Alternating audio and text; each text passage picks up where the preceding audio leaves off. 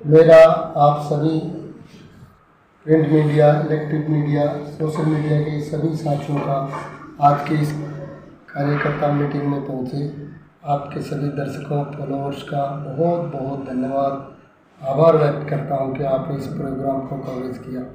आज ये कोई पंचायत नहीं थी, ये राष्ट्रवादी जनलोक पार्टी की एक कार्यकर्ता मीटिंग थी।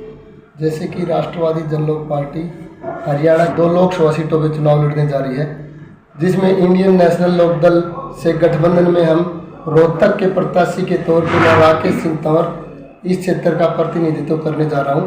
तो उसमें 2 मई को नामांकन करने जा रहा हूं। तो उस विषय पे इन सभी कार्यकर्ताओं ने अपनी तरफ से एक कार्यकर्ता मीटिंग रखी थी, जिसमें मुझे भी बोलने का सौभाग्य प्राप्त हुआ। आज की मीटिंग में बादली, कोसली, झज्जर मुख्य रूप से इन 3 विधानसभा के कार्यकर्ताओं ने ये मीटिंग रखी और अगले 1 दिन बाद रोहतक, कैलानौर, महम के कार्यकर्ताओं की मीटिंग कैलानौर की तरफ रखेंगे।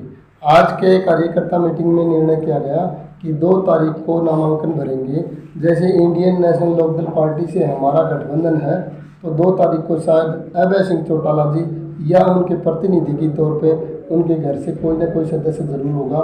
जैसे अभय सिंह चौटाला जी ने कहा कि 1 तारीख को राष्ट्रवादी जनलोक पार्टी के संयोजक माननीय श्री शेर सिंह राणा जी उनके साथ कुरुक्षेत्र उनके नामांकन में उपस्थित रहेंगे। ठीक उसी तरह भी इंडियन नेशनल लोकदल पार्टी के तमाम पदाधिकारी और कार्यकर्ता हमारे साथ 2 तारीख को उपस्थित रहेंगे और दोनों की दोनों लोकसभाओं में इंडियन नेशनल लोकदल पार्टी के सभी कार्यकर्ता और पदाधिकारी दिल और जान से हमारे साथ काम करेंगे। ठीक उसी तरह राष्ट्रवादी जनलोक पार्टी के तमाम कार्यकर्ता और पदाधिकारी हरियाणा की 8 सीटों पे इंडियन नेशनल लोकदल पार्टी के साथ कंधे से कंधा मिलाकर तन मन धन से उनके साथ कार्य करेंगे। बीजेपी को लेके आप लोगों ने एक रणनीति बनाई थी, कहीं ना कहीं राजपूत समाज रणनीति पे आगे बढ़ता दिखाई दे रहा है। तो आप अगर हम लोग तक लोकसभा की बात करें तो यहाँ आपने अभी घूमे पिछले 15 दिन से, कैसा अनुभव कर रहे हैं? देखिए, आज मैं आपके इस कार्यकर्ता सम्मेलन में लेट भी हो गया थोड़ा। उसका कारण था कि महेंद्रगढ़ भिवानी लोकसभा के महेंद्रगढ़ जिले में राजपूत समाज ने एक बहुत बड़ी पंचायत बुलाई हुई थी, जिसमें हमारे को भी भिवानी में बुलाई हुई थी, जिसमें हमारे को भी बुलाया, हमें बोलने का सौभाग्य मिला। और समाज ने एक निर्णय किया कि भारतीय जनता पार्टी को क्षत्रिय समाज वोट नहीं देगा, नहीं देने की अपील करेगा। और जो लोग या राजपूत समाज के गांव में जो बूथ है, उन बूथों पे जाके भारतीय जनता पार्टी के खिलाफ वोटिंग करवाने का प्रयास करेगा।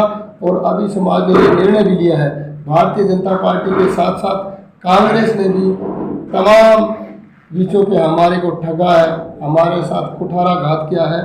तो हम बीजेपी का विरोध कर रहे हैं। तो इसका मतलब ये कतई ना समझा जाए कि हम कांग्रेस पार्टी का समर्थन कर देंगे या कांग्रेस पार्टी का साथ दे सकते हैं या कांग्रेस पार्टी को वोट दिला सकते हैं। हम किसी भी सूरत में कांग्रेस पार्टी का समर्थन नहीं करेंगे और कांग्रेस पार्टी को वोट नहीं डालेंगे। ये बात मैं नहीं बोल रहा, ये वहाँ की राजपूत सभा में डिसीजन हो।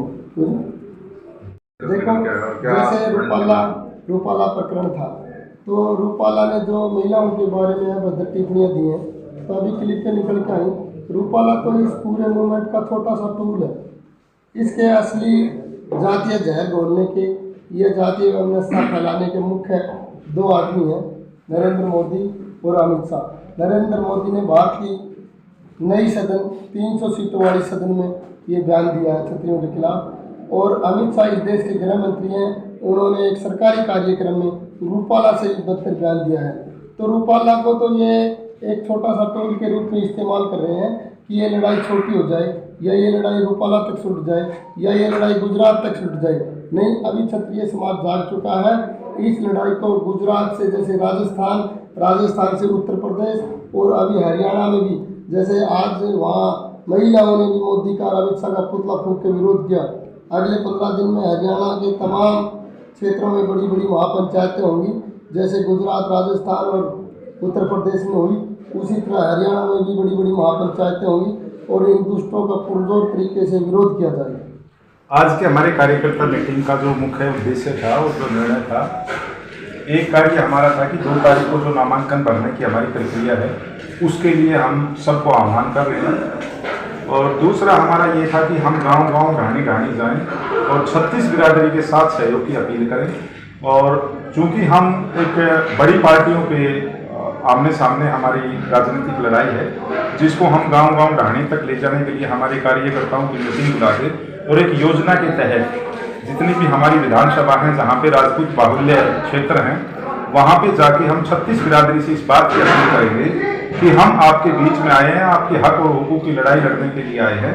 यहाँ पे चाहे कांग्रेस पार्टी हो चाहे भाजपा पार्टी हो, उनसे हमारा कोई सरोकार नहीं है। हम अपने राजपूत समाज के अलावा जितने भी राजपूतों के गांव में अन्य बिरादरियां रहती हैं, उन सब से हाथ जोड़ इस बात का निवेदन कर रहे हैं कि आप हमारा साथ दीजिए और हम आपके हक और हुकूक के लिए लड़ाई 5 साल के लिए लड़ेंगे। इसी अपील के साथ आज हमने पूरी कार्यकर्ता मीटिंग बुलाई थी और कार्यकर्ताओं का जोश और उत्साह देखकर हम ये बात बखूबी कह सकते हैं कि आने वाले इस चुनाव में आप ये देखना कि अप्रत्याशित रूप से हमारे परिणाम होंगे और हमारे परिणाम की गूंज न केवल चंडीगढ़ में बल्कि दिल्ली के उन सत्ता के गलियारों में भी सुनाई देगी, उनकी धमक सुनाई देगी।